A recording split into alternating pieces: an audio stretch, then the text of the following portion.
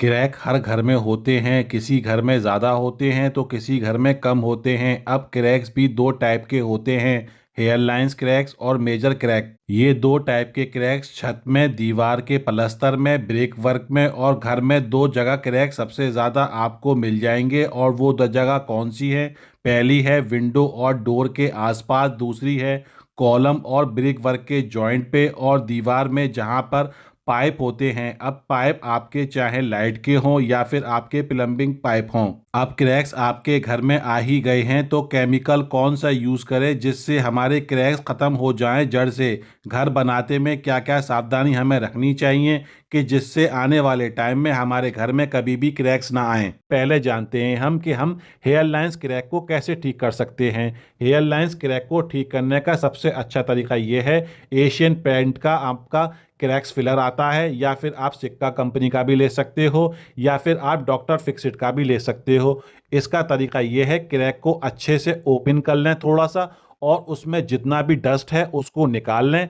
उसको निकालने के बाद इसको फिल कर दें। जो जिस कंपनी का भी आप क्रैक्स फिल यूज़ कर रहे हो, यानी आप सिक्का कंपनी का कर रहे हो, डॉक्टर फिक्सिट का कर रहे हो, या फिर आप एशियन पेंट का कर रहे हो, जिस भी कंपनी का आप यूज़ कर रहे हो, अच्छी से आप फिलिंग करनी है। फिलिंग ऐसे करनी है, उसमें एयर नहीं आना चाहिए बिल्कुल भी। अगर एयर आ गया तो दोबारा उसमें क्रैक्स आएंगे। अंदर तक भर दो उसमें, और जब वो सूख जाए उसके बाद अपनी पुट्टी एंड पेंट कर सकते हो उस पे। अब बात करते हैं मेजर क्रैक्स। अगर आपके दीवार में मेजर क्रैक्स आ गए हैं तो आप 6-6 इंची उसका प्लस्तर उतार दो। प्लस्तर उतारने के बाद आपको सीधे सीधे उसमें सरिया डाल देनी है 8 mm की।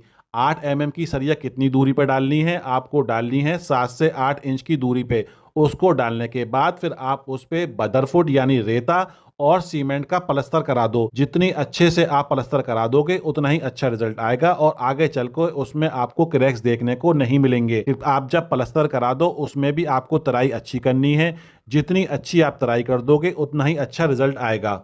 अब बात करते हैं घर बनाते में क्या क्या सावधानी रखनी चाहिए जिससे हमारे घर में कभी क्रैक्स ना आए। एक सबसे बड़ी गलती हम करते हैं जाने अनजाने में। वो गलती क्या है? अगर हमारे घर में कहीं भी कंक्रीट का पार्ट है, जैसे कि हमारा कॉलम हो गया, लटक बीम हो गया, या फिर हमारी छत भी हो गई, अगर आप वहां प्लास्टर कर रहे हो, सबसे पहले हमें वहां हैकिंग, जिसको हम हिंदी में टकाई कहते हैं, वो बहुत ज़रूरी है। अब बहुत से लोग टकाई नाम को कर लेते हैं, 1-1 फीट पे, 1.5-1.5 फीट पे हैकिंग करते हैं। उससे कोई भी फायदा नहीं है। पास पास आपको हैकिंग करनी है, और बहुत अच्छे से हैकिंग करनी है। अब हैकिंग आप दो तरीके से कर सकते हो, या तो छेनी हथौड़े की सहायता से कर सकते हो, या फिर आप ग्राइंडर की सहायता से हैकिंग कर सकते हो। पर सबसे अच्छी बात यह है, जब आप अपना कॉलम को ओपन कर रहे हो उसी दिन आप अगर हैकिंग कर दोगे तो बाद में ये प्रॉब्लम आपको फेस नहीं करनी पड़ेगी। उसके बाद बात करते हैं हम मुर्गा जाली। मुर्गा जाली हमें कहाँ यूज करनी है? हमें मुर्गा जाली यूज करनी है कंक्रीट, यानी जो हमारा कॉलम होता है, और कॉलम का जो ब्रिक वर्क होता है उसके बराबर में वो जो जॉइंट होता है, उसमें अगर आप मुर्गा जाली यूज नहीं करोगे तो 100% आपके क्रैक्स आएंगे ही आएंगे। आपको मुर्गा जाली इन दोनों जॉइंट पे जरूर यूज करनी है। दूसरी बात, अगर आपके लाइट पाइप जा रहे हैं या फिर आपका कोई भी प्लम्बिंग का पाइप जा रहा है, वहां भी आपको मुर्गा जाली जरूर यूज करनी है। अब बहुत से लोग मुर्गा जाली लगाने में भी गलती करते हैं। वो क्या गलती करते हैं? जब भी आप मुर्गा जाली लगाएं, प्लस्तर से एक दिन पहले लगाएं।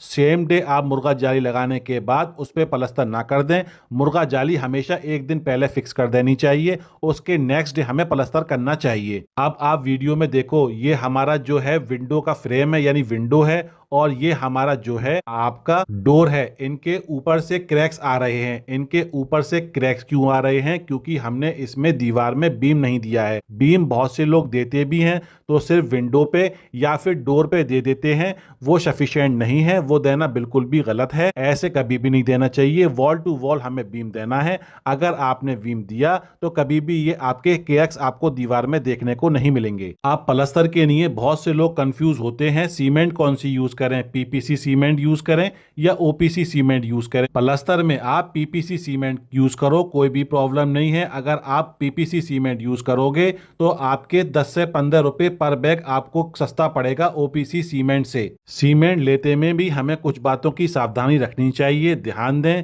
3 मंथ से ओल्ड सीमेंट कभी भी यूज नहीं करना है, और अगर आपने 3 मंथ से ओल्ड सीमेंट यूज किया तो उसकी स्ट्रेंथ ना के बराबर हो जाती है। ध्यान दें, जब भी आप सीमेंट के बैग लें उस पे एक्सपायर डेट जो होती है वो देख लें। 3 मंथ से अगर आपने सीमेंट यूज करी तो वो उसकी स्ट्रेंथ बहुत कम होती है। ध्यान दें, डुप्लीकेसी भी मार्केट में बहुत ज्यादा अवेलेबल है। जब भी आप सीमेंट लें कोई भी कंपनी की लें तो ऑथराइज डीलर से ही लें। ज्यादातर लोगों का पूछना होता है सर प्लस्तर कराएं तो हम कितनी थिकनेस में हमें प्लस्तर कराना चाहिए।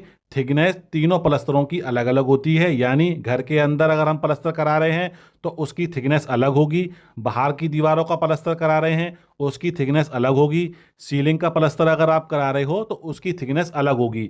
अगर आप घर के अंदर प्लस्तर करा रहे हो तो 10 से 13 mm के आप थिकनेस ले सकते हो प्लस्तर की। अगर आप बाहरी दीवारों का प्लस्तर करा रहे हो तो 15 से 20 mm का प्लस्तर होना ही चाहिए। अगर आप सीलिंग का प्लस्तर करा रहे हो तो 6 से 7 mm का प्लस्तर होना चाहिए। ध्यान दें, अगर ज़्यादा मोटा प्लस्तर आपने सीलिंग पे किया तो कुछ टाइम बाद या हो सकता है करने के साथ साथ ही वो नीचे गिरना स्टार्ट हो जाए। और हमें ये भी ध्यान देना चाहिए, सीलिंग पे प्लस्तर कराने से पहले हमें अच्छे से सीलिंग पे हैकिंग कर लेनी चाहिए। जितनी अच्छी आप हैकिंग कर लोगे, हैकिंग करने के बाद सीमेंट का घोल मारना चाहिए और उसके बाद ही हमें सीलिंग पे प्लस्तर करा देना चाहिए।